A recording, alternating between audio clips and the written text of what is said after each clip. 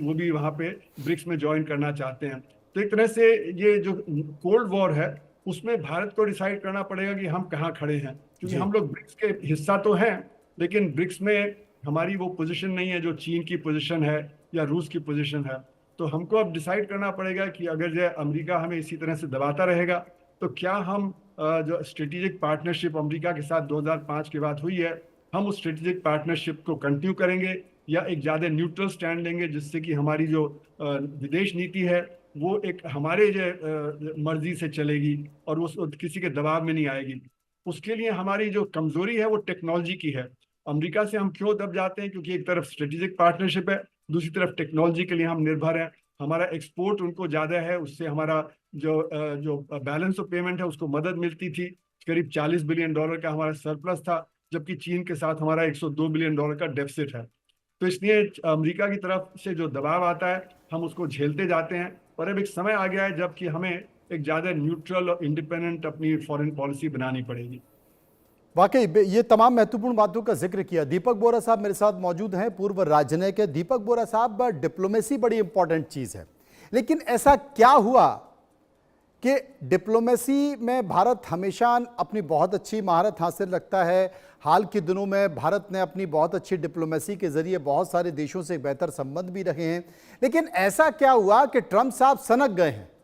और उनकी जो सनक तमाम देशों के साथ तो है ही है, लेकिन भारत को भी वो झन्नाटा दिखाते रहते हैं बीच बीच में। बहुत बहुत धन्यवाद सर, आपका बहुत लंबा भाषण मैंने सुना जो आपने इंट्रोडक्शन दिया था। हमने ये सर्वे किया, वो सर्वे किया। जी। मैं तो इकोनॉमिस्ट हूँ बाय ट्रेनिंग, पता नहीं कितने करोड़ लोगों का सर्वे आपने किया है जो आप बता रहे थे, but thank you very much. आपके चैनल पर जब होता हूँ मुझे बहुत अच्छा लगता है। जी। I learn a lot from जी, यू एंड हमें भी फ्रॉम बहुत अच्छा लगता है आपको बाकी सुने जो तो। इकोनॉमिस्ट आपके पैनल। थैंक यू, बहुत बहुत धन्यवाद सर। आपका। अब पहली चीज ये है कि रूस से जो हम तेल खरीद रहे हैं जून में, हाईएस्ट एवर हमने लिया है। इसका मतलब क्या है? मैं तो अमेरिका में रहा हूँ सर, जो अभी मुझसे पहले बोल रहे थे, और मैं हर साल वहां पे 3-4 बार जाता हूँ। मैं आपको बता देता हूँ कि ये बिल पास नहीं होगा। पहले सेनेट में जाएगा, उसके बाद कांग्रेस में जाएगा, जॉइंट सेशन होगा। तो ये सब कहना भारत बर्बाद हो जाएगा, ये हो जाएगा, वो हो जाएगा, this is a bit premature. Mark Twain के बारे में एक बार कहा गया था कि मार्क ट्वेन मर गया है, वो जिंदा था। उसने कहा reports of my death are greatly exaggerated, कि मेरी मौत की जो खबरें फैलाई जा रही है वो लोग उसके ऊपर एग्जैजरेशन कर रहे हैं। So take it from me, रूस से जो तेल हमारे पास आता है सर, अब इसको सुन लीजिए जो मैं आपको बता रहा हूँ, जी वो प्लीज। हॉर्मुज से नहीं आता है। वो बॉल्टिक सी रूट से आता है या ब्लैक सी रूट से। हाँ महंगा है थोड़ा, but then we have to absorb that payment.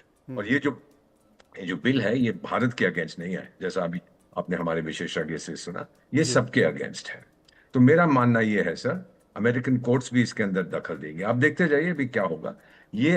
उसने कोशिश की है कि भाई रूस से तेल के लोग खरीदते, जो देश खरीदते हैं वो कम हो जाए, ताकि कहता है कि रूस जो पैसा उसको मिलता है वो उसका प्रयोग करता है यूक्रेन को ठोकने के लिए। यूक्रेन तो वैसे भी अब खत्म हो गया, आज तो उसके डिफेंस मिनिस्टर को भी हटा दिया है अपनी पोजीशन से। वहां पे आपस में भिड़ गए हैं दोनों लोग।